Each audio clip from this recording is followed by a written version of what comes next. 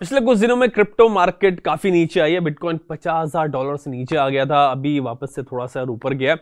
But एक बड़ा cell of इस वक्त मार्केट में ऑल्ट कॉइन्स का और बुरा हाल है। कई रीजन है वैसे इसके। ग्लोबल फाइनेंशियल मार्केट्स में आपने देखा कि कैसा बड़ा सेल ऑफ आया। डाउ, निकी, निफ्टी भी मतलब इतने नीचे गए। उसका असर बिटकॉइन पर भी पड़ा है। आगे भी साइंस बहुत अच्छे यहाँ पे नहीं दिख रहे। थोड़ा ट्रबुलेंस मतलब आगे लग रहा है मार्केट में। सो आपको इसको कैसे नेविगेट करना है, आगे क्या बुल रन अब खत्म हो गया है, क्रिप्टो मार्केट बिटकॉइन अब और कितना नीचे जाएगा, इस सब पर आज आपसे बात करनी है। बट उससे पहले वजरेक्स पे एक अपडेट आ रहा है, वो आपको देता हूँ। बड़ा स्ट्रेंज अपडेट है यार। को फाउंडर निश्चल सेठी मतलब ट्वीट करते हैं कि भाई उन्होंने एफआईआर फाइल कर दी है। भाई मतलब 20 दिन के बाद यार आप लोग एफआईआर मतलब फाइल कर रहे हो, क्या कोई ड्रामा चला रखा है आप लोगों ने?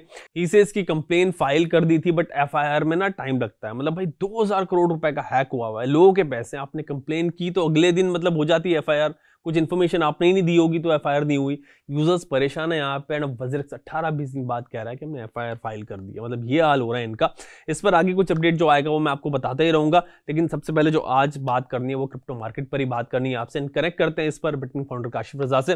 काशिफ भाई, सब कुछ मतलब सब सोच रहे थे कि बिटकॉइन बुल रन के लिए रेडी हो रहा है, अब यार आगे जाएगा, बट ये क्या हो रहा है? मतलब क्रिप्टो मार्केट में थोड़ा समझाएं लोगों को क्या चल रहा है। थोड़ा सा ये आपका पर्सपेक्टिव से मैं अग्री नहीं करता हूँ।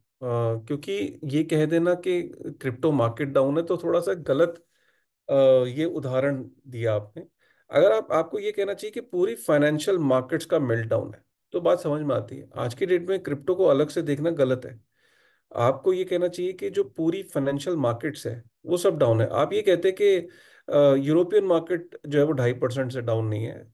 निक्की जो आप ये देखे लेके चलो कि जापानीज स्टॉक एक्सचेंज टोक्यो की जो स्टॉक एक्सचेंज है वो उसका 40 साल के बाद सबसे बुरा प्रदर्शन एक दिन के अंदर 13% डाउन पे क्लोज हुआ है। समझ रहे हैं? साउथ कोरिया के अंदर जो है वो सेलिंग बंद ही कर दी, मतलब स्टॉक एक्सचेंज में। राइट, मतलब उनको बंद करना पड़ा कि स्टॉक एक्सचेंज में कोई सेल ऑर्डर नहीं लगाएगा। तो मतलब आप यूरोपियन मार्केट्स 2.5% से डाउन है। आप सेंसेक्स को देख लो। सेंसेक्स में जो आज की खबर है कि सेंसेक्स के अंदर 15 लाख करोड़ रुपए जो है वो वाइप आउट हो गए। 2600 पॉइंट का फॉल है सेंसेक्स के अंदर। और यही सेम कहानी यूएस के अंदर भी है। मतलब यूएस के अंदर भी सेम कहानी है कि जहाँ पे यूएस की मार्केट्स भी गिरी हैं। राइट, और हम देख ही रहे हैं। तो ऑल एंड ऑल बहुत सारी चीजें एक साथ हुई हैं और कहीं ना कहीं ये बनता हुआ दिख रहा था सिचुएशन। ये सिचुएशन बनती हुई दिख रही थी, आप ये कह रहे हो काशिफ भाई। सो अभी सिचुएशन मतलब इस वक्त क्या है, ऐसा क्यों हो रहा है, ये भी थोड़ा समझाएंगे उसको। जैसे कि सबसे पहले हम चलते हैं कि मार्केट्स ओवरऑल, फिर हम क्रिप्टो पे आएंगे, लेकिन पहले हम समझते हैं कि मार्केट्स ओवरऑल गिरी क्यों है। देखिए, दुनिया की सबसे बड़ी जो मार्केट है वो अमेरिका है। राइट। अमेरिका के अंदर जो उन्होंने रेट हाइक्स किए, इंटरेस्ट रेट्स बढ़ाया। ठीक है। इंटरेस्ट रेट क्यों बढ़ाया? क्योंकि कोविड के समय में उन्होंने बहुत ज्यादा पैसे को प्रिंट किया। कोविड के अंदर उनको समझ नहीं आ रहा था। मैं बहुत शुरू से आपको समझा रहा हूँ, तभी आपको ये समझ में आएगा कि ओवरऑल गेम क्या है। कोविड में उनको समझ नहीं आया कि किस तरीके से सिचुएशन को डील करें। तो अमेरिका ने क्या करा कि अपने सिटीजन्स को $1200 के करीब अकाउंट्स में डालना शुरू कर दिया फ्री में। मतलब अपने सिटीजन्स के अकाउंट में $1200 का मतलब आप समझ सकते हो कि अगर आज आप हिंदुस्तान में रहते हो और आपको अचानक सरकार ये कह दे कि आपको 1 सवा लाख रुपए अकाउंट के अंदर आएगा। पेंडेमिक में आपको तो नहीं मिला 1 सवा लाख रुपए अकाउंट के अंदर। अमेरिका ने अपने सिटीजन्स को 1 सवा लाख रुपए डालना शुरू करा अकाउंट्स के अंदर। और उनके पास कोई तरीका नहीं था इस सिचुएशन को मीट आउट करने का। और जब इस तरीके से उन्होंने मनी को प्रिंट किया तो अमेरिका की हिस्ट्री में, जब से अमेरिका आज़ाद हुआ है, और 225 या 250 साल की हिस्ट्री में अमेरिका ने जितना पैसा प्रिंट किया था 2020 तक, उसका 40% उन्होंने अगले 4 साल में प्रिंट कर दिया। मतलब 2020 से 2024 तक उन्होंने 40% जो टोटल सप्लाई की है बिटकॉइन डॉलर की, उसका 40% उन्होंने अगले 4 साल में प्रिंट कर दिया। जब इतनी बड़ी मनी प्रिंटिंग करी तो इन्फ्लेशन ने सारे रिकॉर्ड तोड़े और अमेरिका में इन्फ्लेशन 8.5-9% के आसपास पहुंच गया था। यूएस गवर्नमेंट का टारगेट ये रहता है कि इन्फ्लेशन 2% से ऊपर नहीं जानी चाहिए। जब 9% पे इन्फ्लेशन पहुंची तो अचानक जब चीजें सेटल हुई, कोविड थोड़ा सेटल हुआ, तो फिर यूएस गवर्नमेंट ने बोला कि भाई ऐसा है कि हमें सिचुएशन से निपटना है, और उन्होंने ताबड़तोड़ जो है वो इंटरेस्ट रेट्स बढ़ा दिए। इंटरेस्ट रेट्स बढ़ाने से क्या होता है कि जब आप लोन्स को जो महंगा कर देते हो, राइट, इंटरेस्ट रेट महंगा कर दिया, इंटरेस्ट रेट आपने बढ़ा दिया, मतलब लोन्स महंगे हो गए। जब आप लोन महंगे होते हैं तो मार्केट के अंदर जो फ्रेश एक्सपेंशन किसी कंपनी ने करनी है, किसी आदमी ने घर खरीदना है, किसी आदमी ने एलईडी खरीदना था, किसी आदमी ने हॉलिडे पे जाना था, तो वो क्या करता है कि अपनी जितनी भी डिमांड है, जितनी भी चीज़ों की प्लानिंग है, उसको जो है वो डेफर कर देता है। कहता है यार अभी बहुत चीज़ें बहुत महंगी हैं, हम इसको ना आगे करते हैं, राइट। तो इस चीज़ को हमने वहाँ पे होते देखा, अमेरिका के अंदर, कि इतनी ज़्यादा इंटरेस्ट रेट्स बढ़ा दी उन्होंने कि उसका इम्पैक्ट जो है वो अब देखने को मिला। होता क्या है कि जब आप इंटरेस्ट रेट बढ़ाते हो तो कारखाने कॉस्ट कटिंग करते हैं, एक्सपेंशन नहीं करते, और चीज़ों की भी डिमांड कम होना शुरू होती है। तो माना ही जाता है कि इतने तेजी से जब आप इंटरेस्ट रेट बढ़ाते हो तो इकोनॉमीज रिसेशन में जाने का खतरा होता है, और वही एग्जैक्टली हुआ। अमेरिका ऑफिशियली रिसेशन में ऑलमोस्ट चला गया। जो अर्ली इंडिकेटर्स हैं वो ये बता रहे हैं कि अमेरिका रिसेशन में चला गया। और वहां पे समय उनको इसलिए लग गया ये एक्सेप्ट करने में कि वो ये कह रहे थे कि जॉब जॉब मार्केट पे कोई फर्क नहीं पड़ा, जॉब मार्केट में कोई फर्क नहीं पड़ा।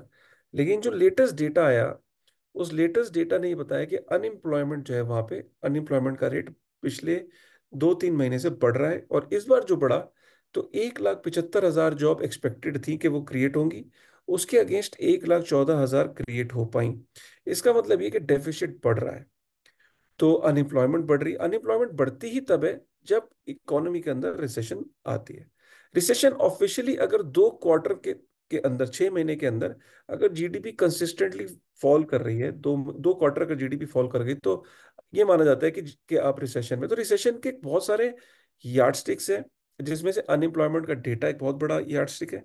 तो ऑफिशियली आप ये कंफर्टेबली कह सकते हो कि अमेरिका रिसेशन में क्या, अमेरिका में रिसेशन में क्या। इधर से जापान की जो सबसे बुरी खबर आई, जापान के अंदर भाई वहां पे प्रॉब्लम ये है कि पूरी दुनिया ने रेट हाइक किए कोविड के बाद। पहले मनी को प्रिंट किया, मनी को प्रिंट करने के बाद रेट हाइक करा। रेट हाइक करने से क्या करा कि भाई लोन महंगा करा, मार्केट से लिक्विडिटी कम करी, कि इन्फ्लेशन को कंट्रोल करते हैं।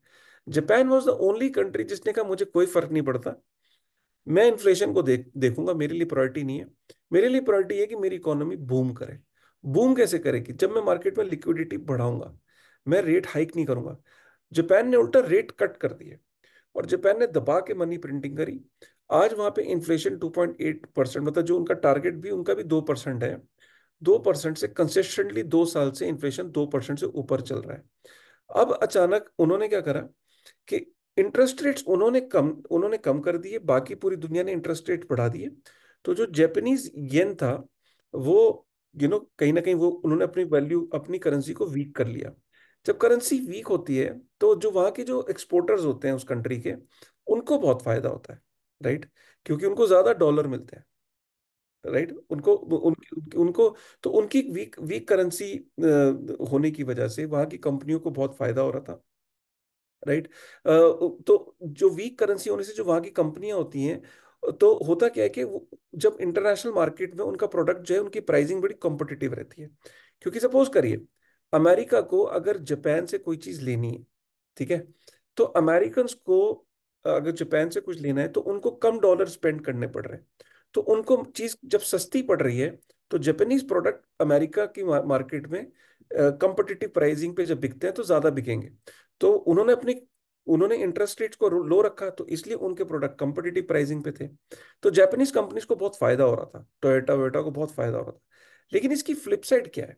फ्लिप साइड ये कि जब आप बहुत कंसिस्टेंटली रेट लो रखते हो और जब मनी प्रिंटिंग को अलाउ करते रहते हो, तो इन्फ्लेशन आउट ऑफ कंट्रोल होती है। जापानीज में इन्फ्लेशन आउट ऑफ कंट्रोल हुई, और जैसे ही उनको ये लगा कि अब इन्फ्लेशन आउट ऑफ कंट्रोल हो रही है और उस हिसाब से वो सैलरीज नहीं बढ़ा पा रहे हैं जापान के अंदर, तो अचानक उनको ये लगा कि अरे अब क्या करें। तो जैसे ही उन्होंने रेट हाइक की अनाउंसमेंट करी, मार्केट वहां पे क्रैश कर गई। क्योंकि जैसे ही इन्होंने एक एक तरीके की एक टेम्पररी अरेंजमेंट के तहत अपनी इकोनॉमी को संभाल रखा था। आपको पता है अमेरिका में debt to GDP ratio already 300% से ऊपर क्रॉस कर गया।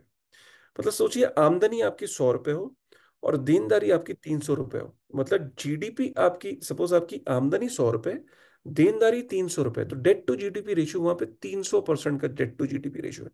अगर मैं इंडिया की बात करूं तो हम 100% के आसपास है। अगर मैं अमेरिका की बात करूं तो 110 120% के आसपास है, 130 के होंगे।